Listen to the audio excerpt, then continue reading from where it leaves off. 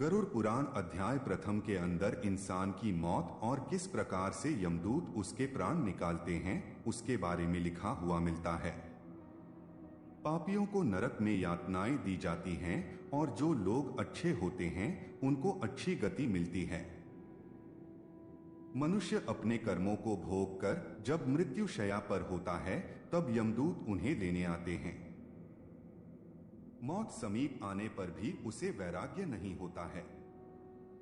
उसने जिनका भरण पोषण किया था उन्हीं के द्वारा उसका भरण पोषण होता है। विकृत शरीर वाला वह इंसान घर के अंदर अवमानना पूर्वक दी हुई वस्तुओं को कुत्ते की भांति खाता है। वह रोगी हो जाता है और उसकी आहार व सभी चेष्टाएं कम हो जाती हैं। प्राणवायु के बाहर निकलते ही आंखें झपकनी बंद हो जाती हैं और नाड़ी भी रुक जाती है। इसके अलावा व्यक्ति के कंठ से शब्द निकलने बंद हो जाते हैं। चिंतामग्न और स्वजनों से घिरा हुआ और सोया हुआ वह व्यक्ति काल के वशीभूत होने के कारण बुलाने पर भी नहीं बोल पाता है। कुटुंब के भरण पोषण में लगा हुआ वह व्यक्ति अंत में रोते बिलखते बंधे बांधुओं के बीच चेतना शून्य हो जाता है, मतलब मर जाता है। उस क्षण प्राणी को दिव्य दृष्टि प्राप्त हो जाती है और उसके बाद वह व्यक्ति लोक और परलोक को देखने लग जाता है। जैसे ही यमदूत पास आते हैं इंद्रियां विकल हो जाती हैं और चेतना खत्म हो जाती है। प्राणवायु अपने स्थान से चले जाने पर यह एक क्षण भर की कल्पना के समान होता है। उस समय उस व्यक्ति को 100 बिच्छुओं के डंक मारने जैसी पीड़ा होती है और उस व्यक्ति का मुख लार से भर जाता है।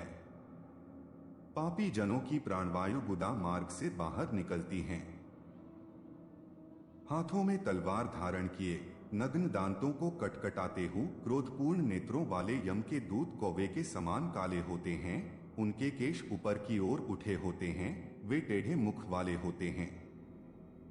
उनके भयंकर रूप को देखकर मरणासन्न प्राणी मल और मूत्र का त्याग कर देता है।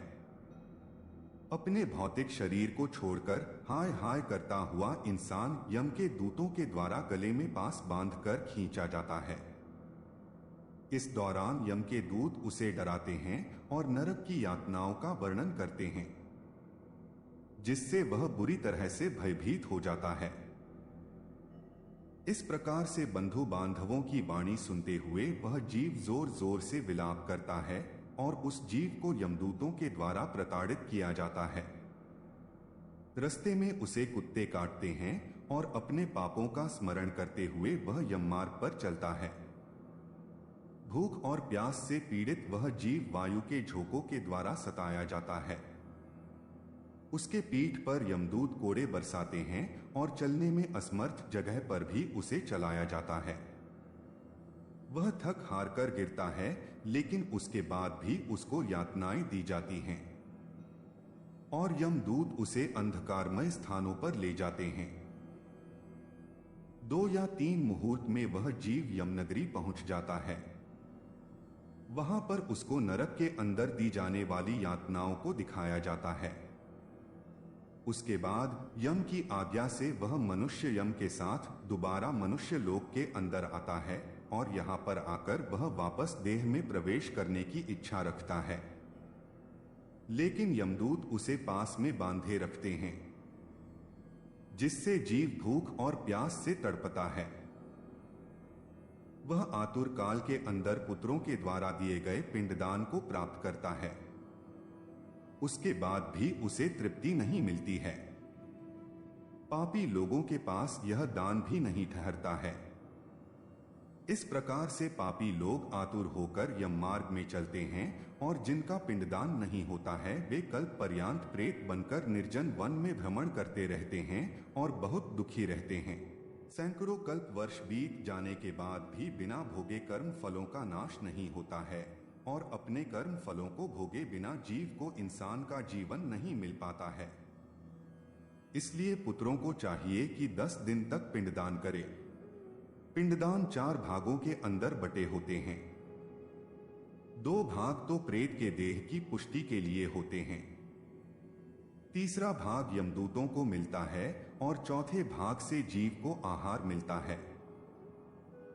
9 दिन तक पिंडदान करने से प्रेत का शरीर बन जाता है और 10वें दिन पिंडदान करने से बल की प्राप्ति होती है। देह के जल जाने के बाद पिंडदान से दोबारा एक देह प्राप्त होती है, जिसकी वजह से प्रेत यम मार्ग के अंदर यातना भोगता हुआ चलता है। बाद में जीव इस देह को भी छोड़ देता है। पहले दिन पिंडदान से प्रेत का शरीर बनता है, दूसरे पिंडदान से गर्दन बनती है, तीसरे पिंडदान से हृदय बनता है, चौथे पिंडदान से पीठ बनती है, पांचवें से नाभि बनती है, छठे और सातवें से कमर और गुदा पैदा होते हैं, आठवें पिंडदान से जांघें और 9वें से घुटने पैदा होते हैं।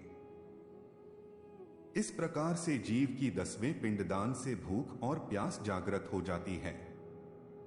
वह क्रमश 11वें और 12वें दिन भोजन करता है और उसके बाद उसे यमदूत खींचते हुए यम मार्ग पर ले जाते हैं। वह प्रेत दिन रात 247 योजन चलता है। इस दौरान वह मार्ग में आने वाले वह 16 पुरों को पार करके यमराज के यहां पर पहुंचता है।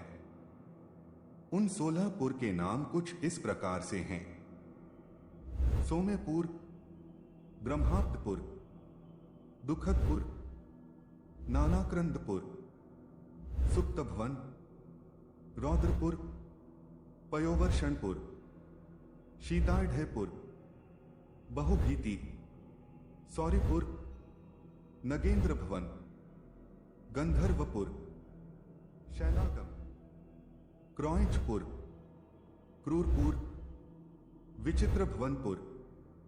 इन सारे पुरों को पार करने के बाद जीव